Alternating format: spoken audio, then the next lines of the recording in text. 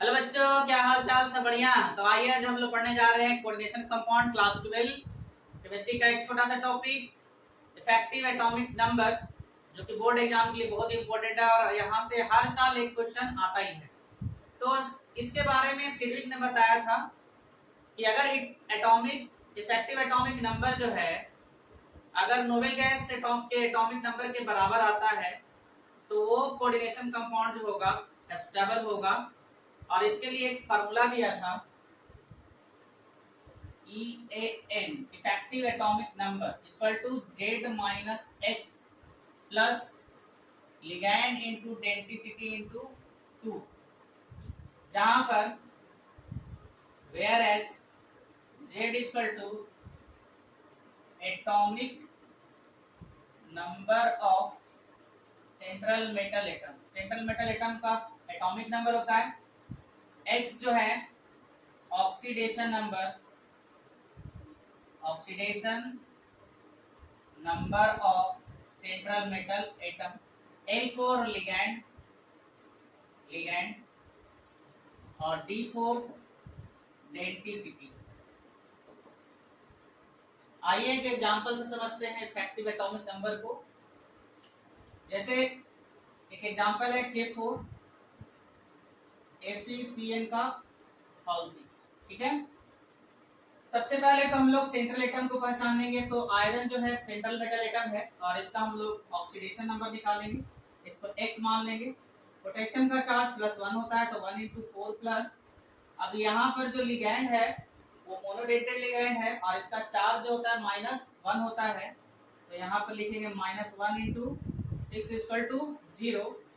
तो 4 + x - 6 = 0, x - 2 = 0, तो x = कितना हो जाएगा 2। यानी यहाँ पर जो सेंट्रल एटम जो है इसका ऑक्सीडेशन नंबर 2 है। अब इसका हम लोग इफेक्टिव एटॉमिक नंबर निकालेंगे EAN। तो EAN बराबर हम लोग क्या सीखे, Z minus X plus ligand into density into 2। अब यहाँ पर देखिए Z का वैल्यू आयरन का होता है 26, तो Z इक्वल टू हम लोग 26 लिखेंगे। X का वैल्यू हम लोग 2 फाइंड आउट किया है, यहाँ पर 2 पुट कर देंगे, प्लस लिगैंड, यहाँ पर देखिए लिगैंड कितना है 6 है, तो यहाँ पर 6 लिख देंगे। डेंसिटी बतलाता है कि ये लिगैंड जो है मोनोडेंटेड है, बाइडेंटेड है, ट्राइडेंटेड है। अगर मोनोडेंटेड रहेगा तो डेंसिटी 1 यूज करेंगे, तो यहाँ पर 1 पुट कर देंगे, इंटू 2 करेंगे।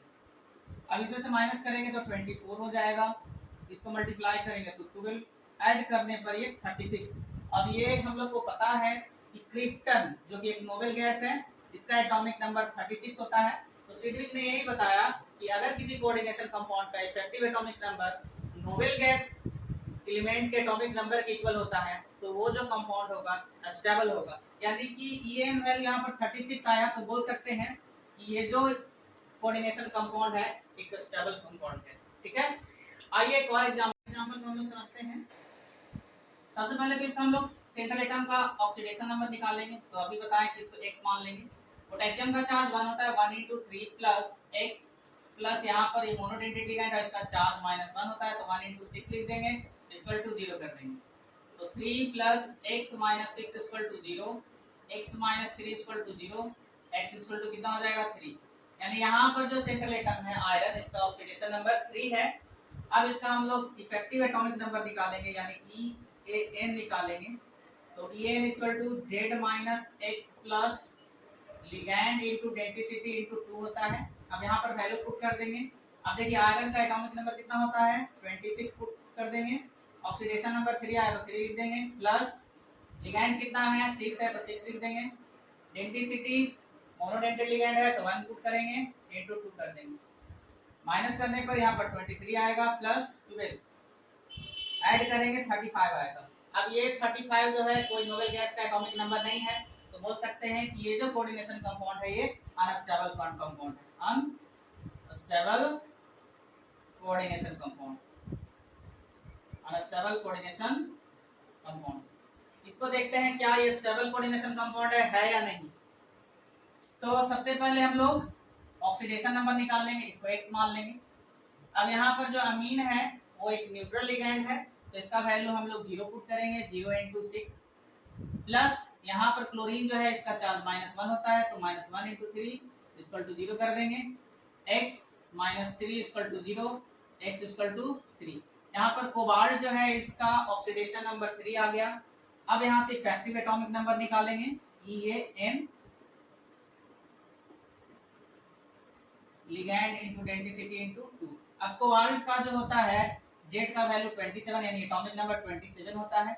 X का वैल्यू हम लोग 3 लाए, 3 पुट कर देंगे, प्लस लिगैंड यहाँ पर 6 है तो 6 लिख देंगे।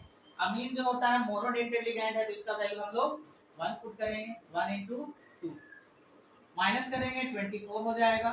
यहाँ पर मल्टीप्लाई करने पर 12, दोनों को ऐड करने पर आएगा 36। अब ये जो है इसका वैल्यू क्रिप्टन के एटॉमिक नंबर के बराबर होता है। क्रिप्टन एक क्या है, नोबेल गैस है, यानी कि ये जो कोऑर्डिनेशन कंपाउंड है एक स्टेबल है। तो यहाँ से बोर्ड एग्जाम में एक क्वेश्चन आता ही है, इसको ध्यान में रखिएगा। Thank you.